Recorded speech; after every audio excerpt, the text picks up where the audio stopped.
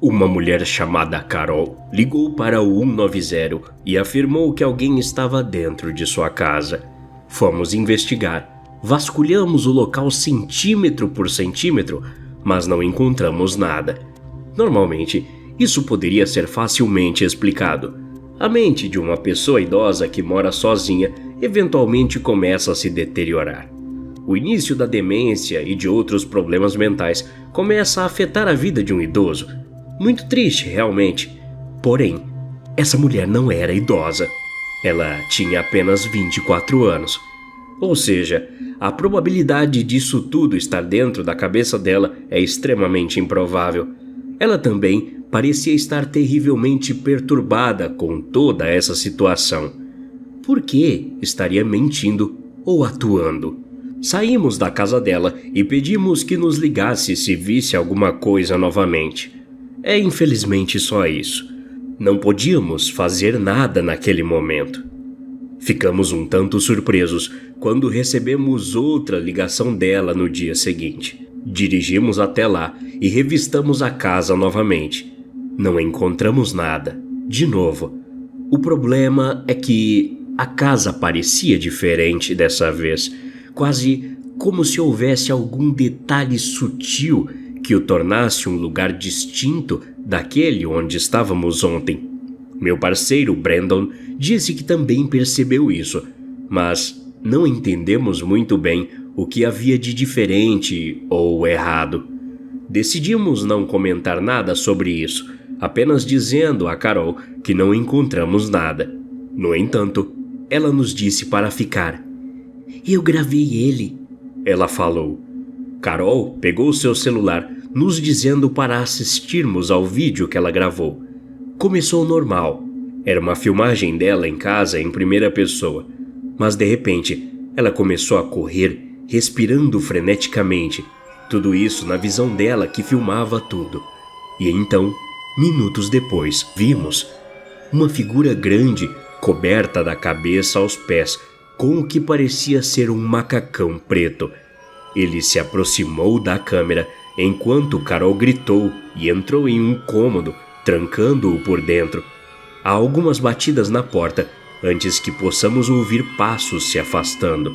E a filmagem acaba. Não sabemos como reagir a isso, mas tentamos mesmo assim.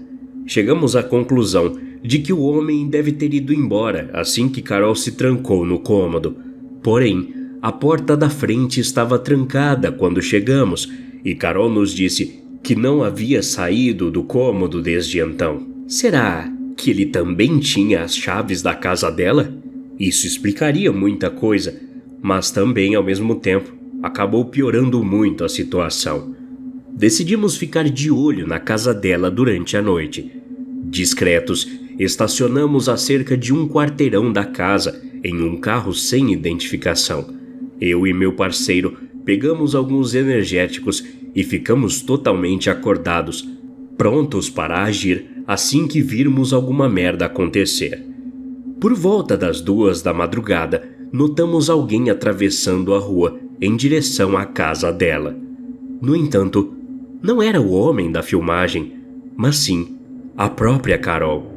Meu parceiro e eu ficamos com a mesma expressão de "que merda é essa?". Saímos do carro e a seguimos até lá, batendo com força na porta da frente.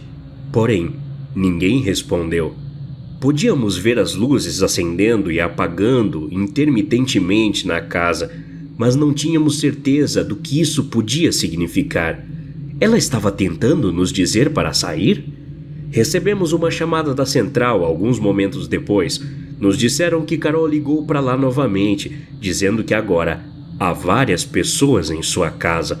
A central até nos perguntou se precisávamos de reforços. Dissemos que sim. Sem outro momento de hesitação, forçamos a porta e entramos. As luzes da sala ainda piscavam, mas olhando para o interruptor, notamos que ninguém tocava nele. Chamamos por Carol, mas ninguém respondeu. Na verdade, o lugar estava absolutamente silencioso. Olhando pela janela, vi as casas vizinhas começando a acender as luzes com a comoção. Subimos as escadas correndo e verificamos cada cômodo. Não havia nada. Mais uma vez, vasculhamos o local centímetro por centímetro, mas ainda nada. Nem mesmo Carol, que claramente vimos entrar alguns momentos antes. Enquanto eu caminhava pela casa em confusão, meu parceiro falou: "Tem cômodos aqui que não deveriam existir." "Do que diabos você está falando?" eu pergunto em resposta. "Eu estive contando," ele disse. "Havia 9 no total da última vez que viemos. Existem 10 agora. Você não percebeu?" Eu me forço a pensar. Inconscientemente, eu sabia que algo estava errado, mas não conseguia identificar exatamente o que. No entanto, finalmente percebo. "Olha, o porão. Da última vez só havia uma porta lá embaixo. Agora tem 2. Não sei o que pensar. Olho ao meu redor e tento fazer uma avaliação, mas não há nada que possa ser feito. Ouvimos uma batida na porta cerca de 10 segundos depois. Parecia alguém agitado. Pensando que eram nossos reforços, olhamos pelas janelas da sala, mas não encontramos as luzes vermelhas e azuis da polícia. Ficamos hesitantes em responder, é claro. Decidi então dar um passo à frente, mas meu parceiro me puxou para trás. Ele olha para mim e balança a cabeça sussurrando: "A gente deixou a porta aberta, lembra?" Ele estava certo. Meu rádio começa a chiar. Outro chamado da central, nos dizendo dessa vez que precisávamos sair da casa imediatamente. Que Carol ligou dizendo que íamos morrer. As batidas pararam, mas podíamos ouvir passos no chão. Algo estava ali conosco. Decidimos que isso era o suficiente. Precisávamos dar o fora. Ao começarmos a descer os degraus, ouvimos uma voz vinda da cozinha. Carol saiu, bloqueando nosso caminho até a porta. Ela parecia diferente, com olhos vazios e redondos olhando diretamente para nós. "Você o encontrou?" ela perguntou, sem qualquer sinal de emoção em sua voz. "Acho que ele pode estar no porão. Por que você não vai verificar?" Meu parceiro e eu congelamos em estado de choque. Ela apenas ficou olhando para nós, apontando para a porta do porão. Os passos lá embaixo pareciam estar correndo em círculos agora. Ignoramos seu pedido, passamos por ela abruptamente e saímos correndo pela porta da frente. Os reforços não chegaram, então decidimos simplesmente voltar para nosso carro. No entanto, vimos alguém na rua, espiando o carro pela janela do motorista. Era grande, vestido com o que parecia ser um terno preto de corpo inteiro. Ele olhou para longe da janela e diretamente para nós. É difícil dizer até aqui, mas o traje não parecia ter buracos para os olhos. Meu parceiro falou apavorado: "Senhor, por favor, afaste-se do veículo." Sua voz falhou no meio da frase. Assim que ele parou de falar, a figura começou a correr em nossa direção. Aquilo era rápido, muito rápido. No tempo que levamos para sacar nossas armas, percebemos que ele passou por nós e entrou na casa de Carol. Não perdemos mais tempo, corremos para dentro do carro, trancamos as portas e esperamos até que chegassem reforços. Quando isso finalmente aconteceu, fomos questionados enquanto uma equipe da SWAT revistava a casa. No entanto, não foi o chefe da polícia que nos perguntou. Era um cara de terno que nunca vimos antes. Ele nos questionou coisas como: quantas portas havia na casa, como era exatamente a Carol, e se já tínhamos visto um homem sem olhos vagando por aí. Respondemos de forma inconclusiva a praticamente todas essas perguntas estranhas. A certa altura, vimos membros da SWAT carregando várias macas para fora em direção à traseira de um caminhão. Não era uma ambulância, era um caminhão. Eventualmente, o homem que estava nos interrogando nos disse para irmos para casa e nos apresentarmos à nossa unidade como de costume, para não nos preocuparmos com o que vimos ali. Sinceramente, não sei como ele esperava que fizéssemos isso. Voltamos para a estação de polícia em completo silêncio.